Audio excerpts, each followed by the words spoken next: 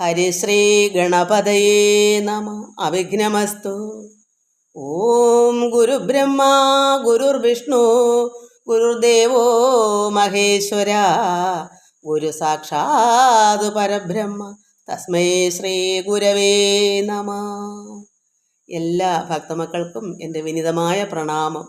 എല്ലാവർക്കും ശാന്തിയും സമാധാനവും ഈശ്വര അനുഗ്രഹവും ആയുരാരോഗ്യവും എല്ലാ നന്മകളും ഉണ്ടാകണമെന്ന് പ്രാർത്ഥിക്കുന്നു. ഓം ലോകാസമസ്ത സുഖിനോ ഭവന്തു. നമുക്ക് ഭഗവത്ഗീത കഴിഞ്ഞ ദിവസം വായിച്ചത് 1-ാം അധ്യായത്തിൻ്റെ അവസാനം നമ്മൾ വായിച്ചത് അർജുനൻ ഭഗവാനോട് പറയുന്നു, എന്താ പറയുക, ഞങ്ങൾ രാജ്യസുഖേ ഇച്ഛ കൊണ്ട്, അതായത് ഈ ലോകത്തിൻ്റെ രാജ്യത്തിൻ്റെ സുഖത്തിന് വേണ്ടി ബന്ധുജനങ്ങളെ കൊല്ലുവാൻ തുനിഞ്ഞവരാകയാൽ മഹാപാപത്തെ ചെയ്യുവാൻ ഒരുങ്ങുന്നു. ഇതെന്താശ്ചര്യം, ഇതെന്തൊരു കഷ്ടമാണ് എന്ന് ഭഗവാനോട് പറയുന്നു. രാജ്യസുഖമൊന്നും എനിക്ക് വേണ്ട ഭഗവാനെ, ഞങ്ങൾക്ക് ബന്ധുക്കളെ കൊല്ലുവാനൊന്നും പറ്റുന്നില്ല. ഇവിടെ നമുക്ക് 2 രീതിയിൽ ചിന്തിക്കാനുണ്ട്. നമ്മുടെ ഏത് രാജ്യമാണ്? ആധ്യാത്മികമായി ചിന്തിക്കുമ്പോൾ ഒരു ഭക്തന് ഏതാ രാജ്യം? ദൈവരാജ്യം, സ്വർഗരാജ്യം എന്ന് പറയാം. അത് മുക്തനാവുക, കൈവല്യം പ്രാപിക്കുക. അതിനേക്ക് ആരെയാണ് നിഗ്രഹിക്കേണ്ടത്? ഈ ബന്ധുക്കളെ എന്ന് പറയുന്ന ബന്ധുജനങ്ങൾ, നമ്മുടെ ഉള്ളിലുള്ള കാമക്രോധാൾ ആയിരിക്കുന്ന ശത്രുക്കൾ, അങ്ങനെയുള്ള ശത്രുക്കളെല്ലാം നിഗ്രഹിക്കുന്നെങ്കിൽ മാത്രമേ നമുക്ക് ഈശ്വരങ്ങളിലേക്ക് ചേരാനുള്ളൂ. നമ്മുടെ ഉള്ളിലെ പാപങ്ങൾ, കൽമഷങ്ങൾ, മാലിന്യങ്ങൾ, അതാണ് കാമക്രോധങ്ങളായിരിക്കുന്ന ശത്രുക്കൾ. അതിനെ നിഗ്രഹിക്കുക എന്ന് വെച്ചാൽ എന്താ? ത്യജിക്കുക, അതിനെല്ലാം ഹനിക്കുക, കൊല്ലുക. അങ്ങനെ നമുക്ക് എടുക്കുമ്പോൾ അതിനകത്ത് എന്ത് വരും? ഇത് ഭഗവാൻ പറഞ്ഞു കൊടുക്കുന്നത് ഇങ്ങനെ നമുക്ക് ചിന്തിക്കാം. അർജുനൻ യഥാർത്ഥത്തിൽ അതാണ് ഇവിടെ പറഞ്ഞു കൊടുക്കുന്നത്. അപ്പോൾ അത് മാത്രമല്ല, ഈ ലോകസുഖത്തിലെ രാജ്യത്തിന് വേണ്ടി ആയാലും സ്വന്തം ബന്ധുക്കൾ എൻ്റെ ബന്ധുക്കളാണ്, എൻ്റെ കുഞ്ഞുങ്ങൾ, എൻ്റെ സഹോദരങ്ങളാണ്, അവരെനിക്ക് കൊന്നിട്ട് ഈ ലോകത്തിലെ രാജ്യസുഖം എനിക്ക് വേണ്ട ഭഗവാനെ എന്നാണ്. ഇവിടെ 2 രീതിയിലും എടുക്കാം. ഉള്ളിലിരിക്കുന്ന ശത്രുക്കളെ ഹനിക്കാതെ ഈശ്വരങ്കിലേക്ക് കൈവല്യം പ്രാപിക്കാൻ പറ്റത്തില്ല, 2ഉം കൂടെ കിട്ടത്തില്ല. അപ്പം നമ്മളെ ഉള്ളിലെ അഹങ്കാരമായിരിക്കുന്ന കാമ, ക്രോധ, ലോഭ, മോഹ, മത, മാത്സര്യ, ഡംബ്, അഹങ്കാരങ്ങൾ, അസൂയ, കുശുമ്പ്, ഇങ്ങനെയുള്ള മാലിന്യങ്ങൾ ചേർന്നാണ് നമ്മളെ ഓരോരുത്തരുടെയും ഹൃദയങ്ങൾ. എല്ലാം ഇല്ലെങ്കിലും കുറച്ചൊക്കെ ഉള്ളവരും കാണും. ഇത് ഇത്രയും ഇല്ലെങ്കിലും കുറേ അസൂയ, കുശുമ്പ്, അല്ലെങ്കിൽ മറ്റെന്തെങ്കിലും ക്രോധം, അല്ലെങ്കിൽ അത്യാർത്തി, അങ്ങനെയുള്ള കുറേ വെറും മാലിന്യമായ ചിന്തകൾ ഒക്കെ നമ്മുടെ ഉള്ളിലുണ്ട്. അതൊക്കെ പോകാത്തത്തോളം കാലം എങ്ങനെയാണ് ഈശ്വരനെ പ്രാപിക്കാൻ പറ്റുന്നത്? കൈവല്യം പ്രാപിക്കുന്നത് എങ്ങനെ?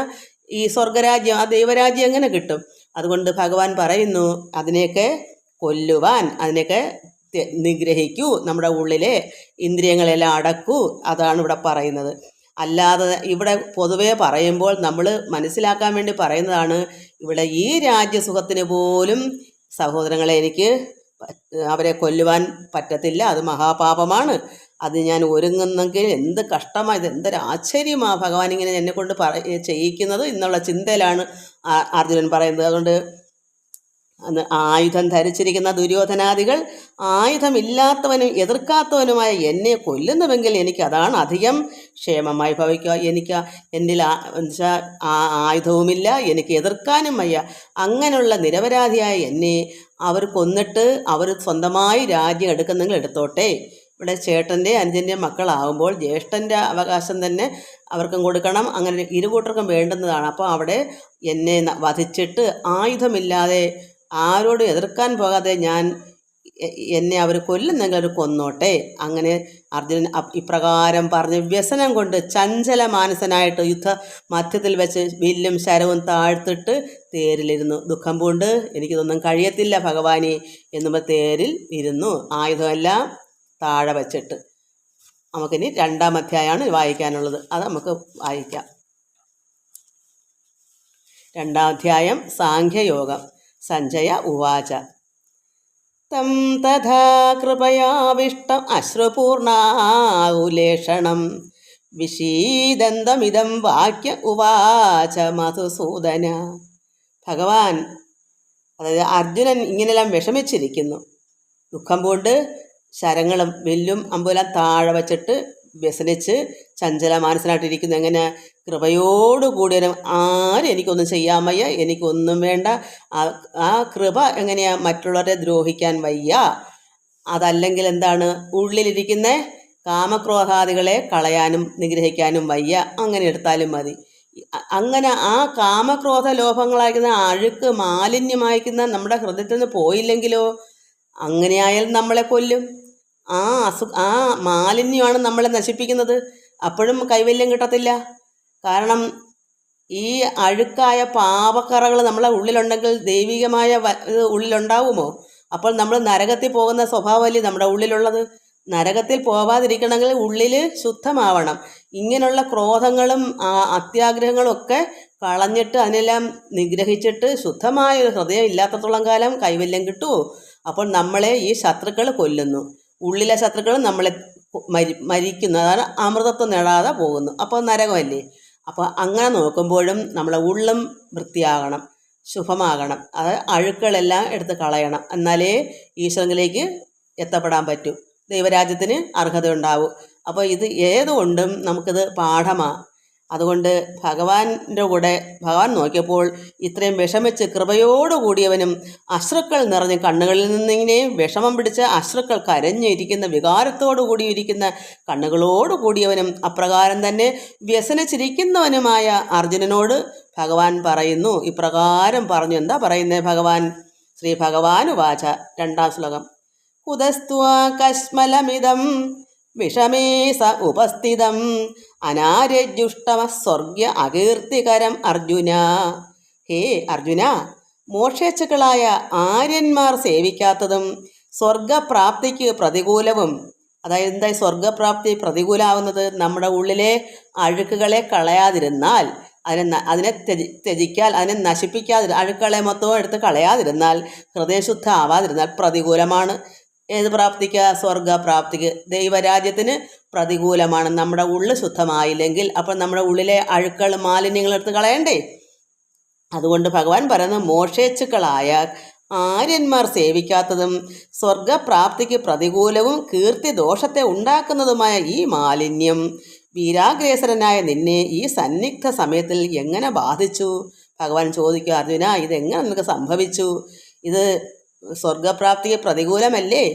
നിന്റെ ഉള്ളിലെ മാലിന്യത്തെ കളയണ്ടേ? ശത്രുക്കളെ നശിപ്പിക്കണ്ടേ? അതാണ് ഇവിടെ ശത്രുക്കൾ എന്ന് പറയുന്നത്.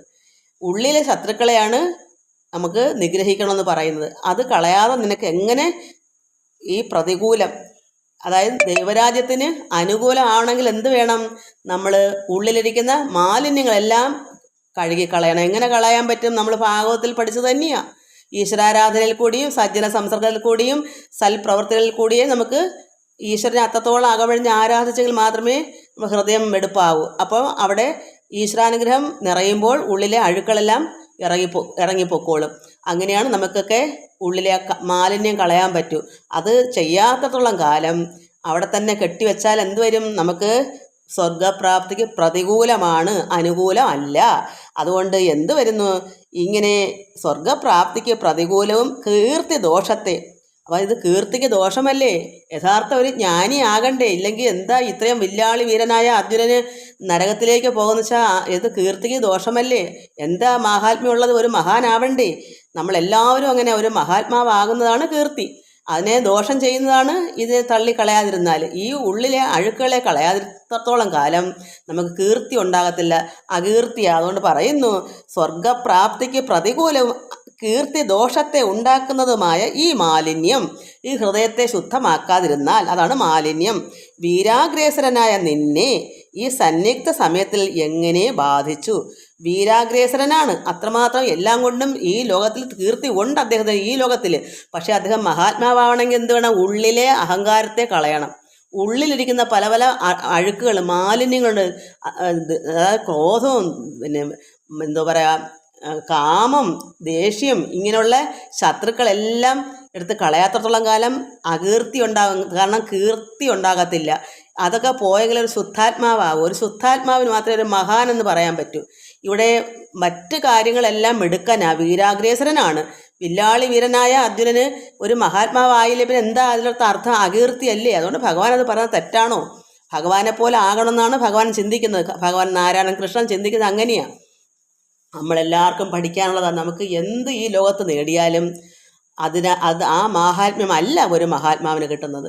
ഒരു പുണ്യാത്മാവെന്ന് പറഞ്ഞാൽ അത് വളരെ പാടാണ്. ഈ ലോകത്തുള്ള എന്തും നേടാൻ നമുക്ക് കിട്ടും. പണവും ധനവും ഈ ലോക വിദ്യകളെല്ലാം ഒരുപാട് പേർക്ക് നമുക്കിന്ന് ലോകം നോക്കിയാൽ എല്ലാവർക്കും ഉണ്ട്. എന്നൊരു മഹാത്മാവാകാൻ വളരെ പാടാണ്.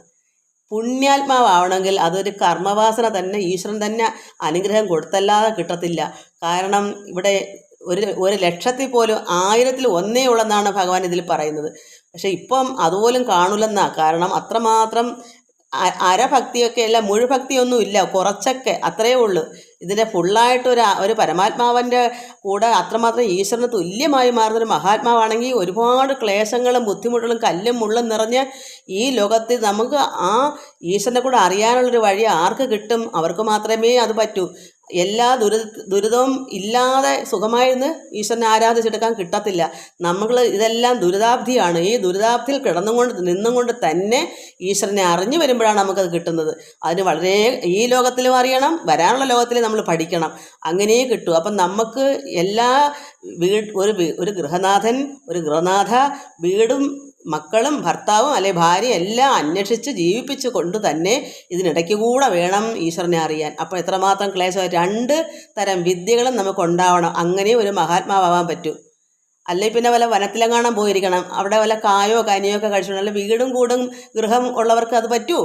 നമ്മൾ വീട് അന്വേഷിക്കണ്ടേ, ഭാര്യയെ നോക്കണ്ടേ, അല്ലെങ്കിൽ ഭർത്താവിനെ നോക്കണ്ടേ, വേവിക്കണ്ടേ, വിളമ്പണ്ടേ, എല്ലാ കുട്ടികളുടെ കാര്യം നോക്കണ്ടേ, അവരെ സ്കൂളിൽ വിടണ്ടേ, എന്തെല്ലാം ത്യാഗങ്ങളിൽ കൂടെയാണ് ഒരു ഗൃഹനാഥ അല്ലെങ്കിൽ ഒരു ഗൃഹനാഥൻ വീട് അന്വേഷിച്ചിട്ട് മക്കളെയും ഭാര്യയൊക്കെ നോക്കിയിട്ട് ഈശ്വരങ്കിലേക്ക് ചേരണമെങ്കിൽ 2 തരം വിദ്യകളും പഠിച്ചിരിക്കണം. അങ്ങനെ ഒരു മഹാത്മാവാൻ പറ്റുള്ളൂ. അപ്പോൾ ഭഗവാൻ ചോദിക്കുന്നത്, ഈ സമയത്ത് നിനക്ക് എങ്ങനെ വന്നു ഈ മാലിന്യം? വീരാഗ്രേസരനായ നിനക്ക് ഈ സന്നിഗ്ധ സമയത്തിൽ എങ്ങനെ നിനക്ക് ബാധിച്ചു? അപ്പോൾ വീണ്ടും 3-ാം ശ്ലോകം. ക്ലൈബ്യം സ്മഗമ പാർത്ഥ നൈതത്തുപപദ്യതേ നൈതത്തുപപദ്യതേ ക്ഷുദ്രം ഹൃദയ ദൗർബല്യം തെക്തോ ഉത്തിഷ്ഠ പരന്തപ. അർജുന, പൗരുഷമില്ലായ്മയെ കൈക്കൊള്ളരുത്. ഇത് നിനക്ക് ചേർന്നതല്ല. ഹേ ശത്രു സംഹാര സമർത്ഥ, അത് ശത്രുക്കളെല്ലാം സംഹരിക്കാൻ സമർത്ഥനാണ്. പക്ഷെ ശത്രുക്കളെ എന്ന് പറയുമ്പോൾ എന്താ? ഇവിടെ ഈ ലോകത്തിൽ നോക്കുമ്പോൾ ശത്രുക്കളെ സംഹരിക്കാൻ, അതുകൊണ്ടാണല്ലോ നല്ല അഭ്യാസിയാണല്ലോ, വില്ലുവമ്പ് നന്നായി പ്രയോഗിക്കാൻ അറിയാം. ശത്രുക്കളെ സംഹരിക്കാൻ സമർത്ഥനാണ്. അപ്പോൾ ഇവിടെ എന്താ സംഭവിച്ചാൽ അതും നമുക്ക് പഠിക്കണം. ഇവിടെ എന്താ നോക്കിയപ്പം സ്വന്തം ആൾക്കാർ, അതായത് ധൃതരാഷ്ട്രയുടെ കൗരവന്മാരെന്ന് പറഞ്ഞാൽ അവരെല്ലാവരും ഇദ്ദേഹത്തിൻ്റെ സഹോദരങ്ങളാണ്. അപ്പോൾ അവരുമായിട്ട് എങ്ങനെ യുദ്ധം ചെയ്യും? അതിനാണ് മമത എന്ന് പറയുന്നത്. ആ മമതയും നമ്മുടെ ഉള്ളിൽ നിന്ന് പോവാത്തത്തോളം കാലം നമ്മുടെ ഹൃദയത്തിൽ മാലിന്യമാണ്. അപ്പോൾ ഈ ലോകത്തിൽ വെച്ച് നോക്കുമ്പോൾ നമുക്ക് വേണ്ടാത്തവരെ നമുക്ക് വേണ്ട, കൊള്ളാത്തവരായിട്ട് ചേർച്ച പാടില്ല. ഒരു ആത്മീയമായി വളരുന്ന ഒരു ഭക്തന് കൊള്ളാത്ത, അതായത് തീരെ വിവരമില്ലാത്ത മൂഢന്മാരായിട്ടുള്ള സ്വന്തമായാലും ബന്ധുവായാലും മക്കളായാലും ഭാര്യയായാലും ഭർത്താവായാലും അവരെ ത്യജിച്ചെങ്കിൽ മാത്രമേ അത് ഈ ദൈവരാജ്യത്തിലേക്ക് കടക്കാനും പറ്റൂ. അതുകൊണ്ട് ഭഗവാൻ പറയുന്നു, അർജുന, പൗരുഷമില്ലായ്മയെ കൈക്കൊള്ളരുത്. ഇത് നിനക്ക് ചേർന്നതല്ല. ഹേ ശത്രുസംഹാര സമർത്ഥ, ക്ഷുദ്രമായ ഈ അധൈര്യം കളഞ്ഞ് എഴുന്നേൽക്കുക. നിനക്കിത് അധൈര്യം, ഈ ധൈര്യക്കേട് നിനക്ക് എങ്ങനെ വന്നത്? ധൈര്യക്കേടിനെ കളഞ്ഞിട്ട് നീ ധൈര്യമായി നീ എഴുന്നേൽക്കൂ.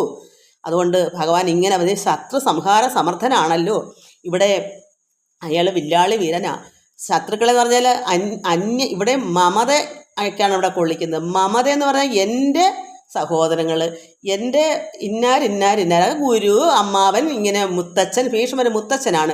ഇങ്ങനെ എല്ലാം നോക്കുമ്പോൾ ഞാൻ എങ്ങനെ അവരെ നശിപ്പിച്ചിട്ട് അവരെ യുദ്ധം ചെയ്ത് കൊന്നിട്ട് എനിക്ക് രാജ്യം എടുക്കാൻ എനിക്ക് അങ്ങനെ പാടില്ല, പാപമാ. ഇതൊക്കെയാണ് ചിന്തിക്കുന്നത്. അവർക്കെന്നാൽ ആ പാപമായിട്ട് തോന്നുന്നുമില്ല. അവർ ആരെ കൊന്നാലും അവർക്ക് രാജ്യം വേണമെന്നുണ്ട്. അപ്പോൾ അവരെ നോക്കിയിട്ട് ഇദ്ദേഹം വിഷമിക്കേണ്ട കാര്യമുണ്ടോ? അപ്പോൾ യഥാർത്ഥ ശത്രു ആരാണ്? അന്യവരല്ല, ഈ സ്വന്തം സഹോദരങ്ങളാണ് ശത്രു. അപ്പോൾ എന്ത് വേണം നമ്മൾ മനസ്സിലാക്കിയിട്ട്, നമ്മുടെ സ്വന്തം സഹോദരങ്ങളാണ് നമുക്ക് ശത്രുവെങ്കിൽ നമുക്ക് പൊക്കിൾ കൂടി ഒന്നും നോക്കണ്ട. ബന്ധുവോ എൻ്റെ അമ്മയുടെ വയറ്റിൽ പിറന്നതാണ്, എൻ്റെ സഹോദരനാണെന്നൊന്നും ചിന്തിക്കേണ്ട കാര്യമില്ല. ചേരാത്തതാണോ തള്ളിക്കളയുക.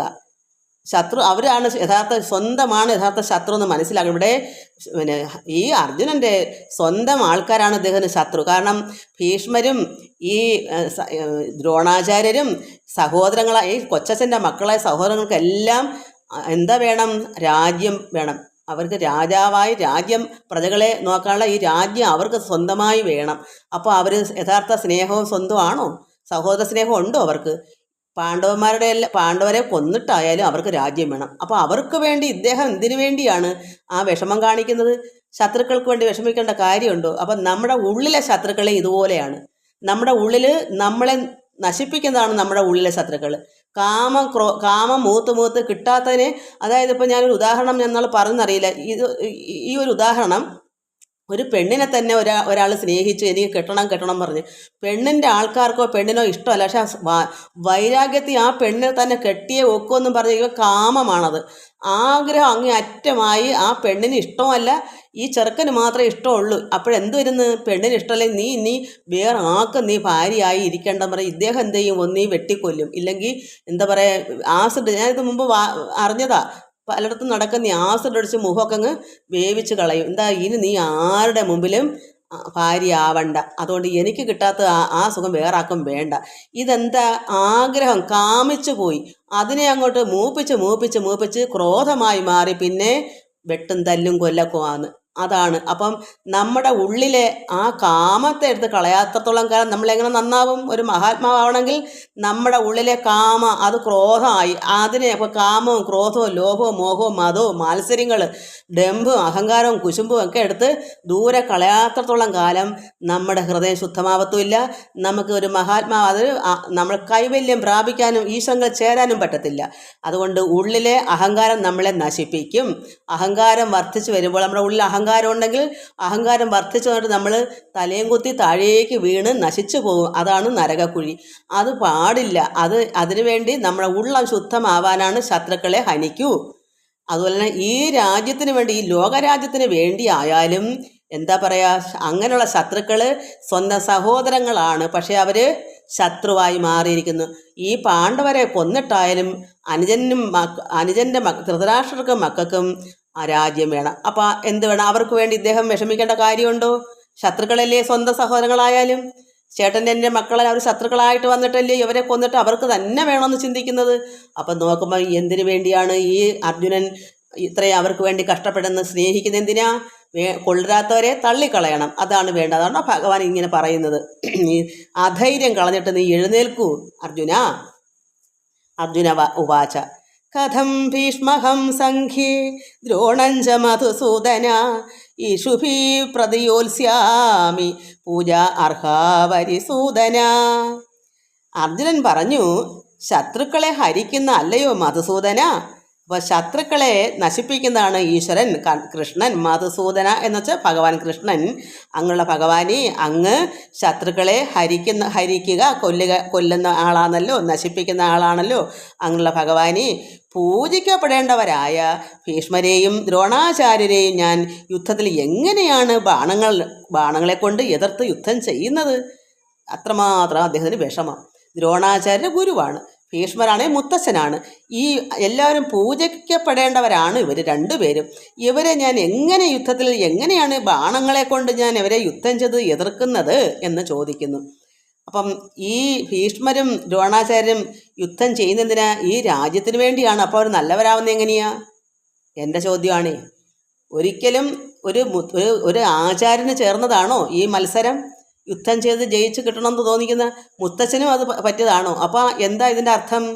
നമുക്ക് അത്രത്തോളം സ്വന്തം ബന്ധമായിട്ട് ഒരു ഗുരുസ്ഥാനത്തും അമ്മ, അച്ഛൻ ഇങ്ങനെയുള്ള ആൾക്കാർ നമ്മുടെ കുടുംബത്തുണ്ട്. ഒരമ്മാവനോ മുത്തച്ഛനോ ഒക്കെ ഉണ്ട്. അപ്പോൾ അവരെ ത്യജിച്ച് കളയുക എന്നാണ്. എന്തിനു വേണ്ടിയിട്ടാണ്? അതൊരു യുദ്ധമാണ്. ത്യജിക്കുക എന്ന് പറയുന്നത് യുദ്ധമാണ്. അത് ഹനിക്കുക, കൊല്ലുക. എങ്ങനെയാ? ത്യജിക്കുന്നതിനാണ് അത് പറയുന്നത്. നമ്മുടെ അത്രത്തോളം സ്നേഹമുള്ള മുത്തച്ഛനും സഹോദരങ്ങളും എല്ലാവരും ഗുരുക്കന്മാരൊക്കെ ഉണ്ട്. അവർ നമ്മുടെ ഉള്ളിൽ മമത ഇല്ലാതെ, എൻ്റേതെന്നുള്ള ചിന്തയില്ലാതെ ഈശ്വരങ്കിലേക്ക് പോകണമെങ്കിൽ ഇതെല്ലാം ത്യജിക്കണം. അപ്പം മുത്തച്ഛനായാലും ഗുരുവായാലും ആരായാലും നമ്മളിതെല്ലാം ഒരു ശിഷ്യൻ ഗുരുവിനെ പോലെ ആയിക്കഴിഞ്ഞാൽ പിന്നെ ഗുരുവേ എന്ന് പറഞ്ഞിരിക്കത്തില്ല. പിന്നെ ആ ഗുരു എന്താണ് ചെയ്യുന്നത് അത് ഏറ്റെടുക്കുക ചെയ്യുന്നത് പിന്നെ ഈ ശിഷ്യൻ. അപ്പോൾ പിന്നെ അവിടെ ഗുരു എന്നുള്ളതില്ല. അപ്പോൾ നമുക്ക് എന്താ ഇത് മനസ്സിലാക്കേണ്ടത്? മുത്തശ്ശനായാലും സ്വന്തം മക്കളായാലും ഭാര്യ ആയാലും സഹോദരങ്ങളായാലും അവരെ മാറ്റി നിർത്തി മനസ്സുകൊണ്ട് ത്യജിച്ചെങ്കിൽ മാത്രമേ നമുക്കിവിടെ ജയിച്ച് നമുക്ക് വേണ്ടുന്ന ദൈവരാജ്യത്തിലേക്ക് പോകാൻ പറ്റൂ. അപ്പോൾ ഇവിടെ പൂജിക്കപ്പെടേണ്ടവരായ ഭീഷ്മരെയും, അതിന് ഉദാഹരണം നമ്മുടെ അമ്മയോ അല്ലെങ്കിൽ സഹോദരങ്ങളോ അച്ഛനോ ഒക്കെ കളഞ്ഞിട്ട് അവരെ പൂജിക്കേണ്ടുന്നവരല്ലേ. അവരെ ഞാൻ ത്യജിച്ചിട്ട് കൊല്ലുക എന്ന് പറഞ്ഞാൽ ത്യജിക്കുക, അതിനെ നിഗ്രഹിക്കുക എന്നൊക്കെ പറയും. അവരെ ത്യജിച്ചിട്ട് ഞാൻ എങ്ങനെയാ അവരെ ബാണം കൊണ്ട് എൻ്റെ മനസ്സുകൊണ്ട് അവരെ എതിർത്ത് ഞാൻ എങ്ങനെ അവരെ കാണാതെ ഞാൻ എങ്ങനെ ഒഴിഞ്ഞു മാറി ഈശ്വരങ്ങളിലേക്ക് പോകാൻ ഞാൻ തപസ്സിന് പോകും, അല്ലെങ്കിൽ ഞാൻ ഈശ്വരങ്ങളിലേക്ക് പോകും? അവരെനിക്ക് വേണമല്ലോ, എൻ്റെ മുത്തച്ഛനല്ലേ, അവരെ ഒന്നും എനിക്ക് ത്യജിക്കാൻ വയ്യ. ഇന്ന് ലോകത്ത് എല്ലാവരും ഇങ്ങനെയാ, മമത വിട്ടു പോകത്തില്ല. എൻ്റെ കുഞ്ഞുങ്ങളെ കളഞ്ഞിട്ട് എനിക്ക് തപസ്സും വേണ്ട, എനിക്ക് ദൈവരാജ്യവും വേണ്ട, എൻ്റെ ഭാര്യയ്ക്ക് ഞാനില്ലാതെ പറ്റത്തില്ല, എനിക്ക് അതുകൊണ്ട് എൻ്റെ മരണം വരെ നമുക്ക് ഒരു കട്ടിലിലേ കിടക്കാവൂ, മരിച്ചു കഴിഞ്ഞാൽ അടുത്ത ജന്മം നമ്മൾ തന്നെ ഭാര്യയും ഭർത്താവും ആവണം. ഇങ്ങനെ വിചാരിക്കുന്ന മനുഷ്യർ എങ്ങനെ ഈശ്വരങ്ങളിലേക്ക് പോകും? ഇന്ന് സർവ്വത്തും എന്താ ഇത് തന്നെയാണ് എല്ലാവരുടെയും മനസ്സിനകത്ത്. ഒരു 65-70 വയസ്സായാലും അവർക്ക് മനസ്സുകൊണ്ടൊന്ന് മാറിക്കിടക്കാൻ പോലും പറ്റില്ല. കാരണം അയ്യോ വല്ലവരും പറയത്തില്ലേ പാതിവൃത്യം പോയെന്ന്. പക്ഷെ ഇവിടെ എന്താണ് പാതിവൃത്യം? അവനവൻ്റെ പരമാത്മാവായിരിക്കുന്ന ഈശ്വരനെ നമ്മൾ ഈശ്വരങ്ങൾ ചേരുക, അതാണ് പരമാത്മാവിൻ്റെ അത് ആ വാസമാണ്, അതാണ് പാതിവൃത്യം. അത് മനസ്സിലാക്കുന്ന ഒരു ആത്മീയ ഒരു അത്രമാത്രം ഒരു ഭക്തൻ അവനവൻ്റെ സത്യം പതി നിൻ്റെ ആത്മാവ്. അപ്പം ആത്മാവാണ് നമ്മുടെ ഭർത്താവ്. സത്യം പതി ഭർത്താവ്, സത്യം പതി നിൻ്റെ ആത്മാവ്, നിത്യം രമിക്ക നീ ആത്മാവിൽ, ഇത്തരം ചെയ്വത് പാതിവൃത്യമെന്നു ചിത്തേ ധരിക്ക നീ ജ്ഞാനപ്പെണ്ണെ. അപ്പം നമ്മുടെ ഭർത്താവ് ആരാ? നമുക്ക് ഈ ലോക ജീവിതത്തിലെ സമയങ്ങൾ കഴിഞ്ഞാൽ പിന്നെ നമ്മുടെ ഭർത്താവ് ആരാ? ഈശ്വരനാ. സത്യം, അത് ഈശ്വരൻ സത്യമാണ്, അതാണ് ആത്മാവ്. ആ പരമാത്മാവാണ് നമ്മുടെ ഭർത്താവ്. സത്യം പതി നിന്റെ ആത്മാവ്, നിത്യം രമിക്ക നീ ആത്മാവിൽ, ഇത്തരം ചെയ്വതു പാതിവൃത്യമെന്നു ചിത്തെ ധരിക്ക നീ ജ്ഞാനപ്പെണ്ണെ. അല്ല വല്ല കുടിയന്മാരോ വയസ്സെന്നാലും കെട്ടിപ്പിടിച്ചിടക്കുന്ന ഭർത്താവും ഭാര്യയൊന്നുമല്ല. അവരുടെ കാര്യം നോക്കാൻ ആരോഗ്യമുണ്ടെങ്കിൽ ഭർത്താവും ഭാര്യയും ഈശ്വരനെ അറിഞ്ഞുകൊണ്ട് ജീവിക്കുക. അല്ലാതെ ഒരു കട്ടിലിൽ കിടന്ന് ഇനിയും ഒരു ജന്മം ഉണ്ടെങ്കിൽ നമുക്ക് ഇന്ന് ഇതിനകത്ത് ഈ യൂട്യൂബിൽ കാണിച്ച അപ്പന്മാരും അമ്മമാരും കോമഡി കാണിക്കുന്നത് ഞാൻ ചിന്തിക്കും, ഇവർക്കൊക്കെ വേറെ തൊഴിലില്ലേന്ന്. ഇതൊക്കെയാണോ കൊച്ചുങ്ങളെ കാണിക്കുന്നത് യൂട്യൂബിൽ കൂടെ?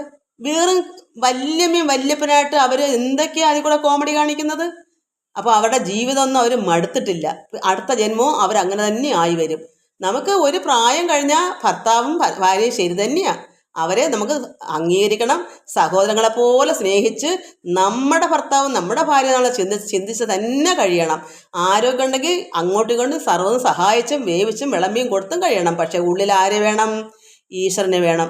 സത്യം പതി നിന്റെ ആത്മാവ്, നിത്യം രമിക്ക നീ ആത്മാവിൽ. അങ്ങനെ ഒരു ഭക്തൻ ആ ഒരു പ്രായം കഴിയുമ്പോൾ നമ്മുടെ ഭർത്താവായി നിൽക്കുന്നത്, അത് ഭർത്താവിന് സ്വന്തം ഈശ്വരനെയും ഭർത്താവായോ അല്ലെ ഭാര്യയായോ കാണാം.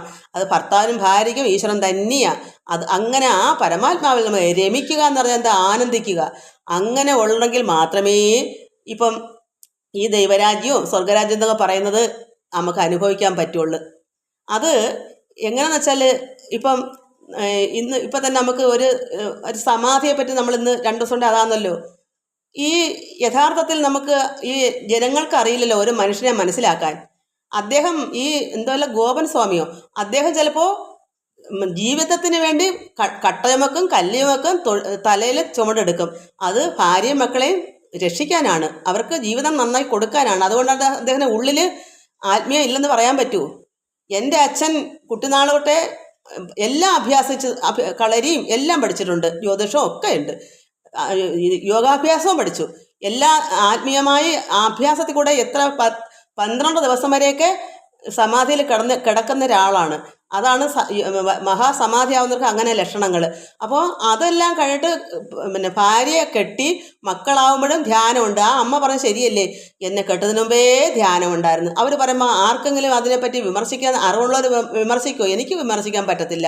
കാരണം എൻ്റെ അച്ഛന് എൻ്റെ അമ്മ കെട്ടിയ സമയത്ത് 2-3 മണിക്കൂറായിട്ട് അച്ഛൻ എഴുന്നേൽക്കില്ല, കിടന്ന് എവിടെയോ പോയേക്കുവാ ധ്യാനിച്ചിട്ട്. ധ്യാനത്തിൽ കിടക്കുന്നു. പക്ഷെ അമ്മയ്ക്ക് അറിഞ്ഞുകൂടായിരുന്നു. അമ്മ നോക്കിയപ്പോൾ എഴുന്നേക്കുന്നില്ല. നോക്കുമ്പോൾ 2-3 മണിക്കൂറായിട്ട് ആളിന് അനക്കമില്ല. അപ്പോൾ അമ്മ നിലവിളിച്ചു. അങ്ങനെ അച്ഛൻ അവിടെ ശരീരത്ത് ആ ദേഹത്തിൽ വന്നു. അപ്പോൾ എന്തോ എവിടെയോ എവിടെയാണെന്ന് ആർക്കറിയാം, എവിടേക്കോ പറന്നു പോയതാ ആ ആത്മാവ്. ശരീരം അവിടെ ഇട്ടിട്ട് അതിൽ ദേഹി എവിടെ സ്വർഗത്തോ ഇഷ്ടമുള്ളതൊക്കെ പോകാം. അങ്ങനെ പോകുന്ന സ്വഭാവമുണ്ട്. അപ്പോൾ അവിടെ എന്നിട്ട് ശരീരത്തിന് അസുഖം വരുന്നത് തെറ്റാണോ? ഏത് ആധ്യാത്മികമായ സമാധി ഉള്ളവർക്കല്ല എത്രയോ അസുഖങ്ങൾ ഉണ്ടായിട്ടുണ്ട്.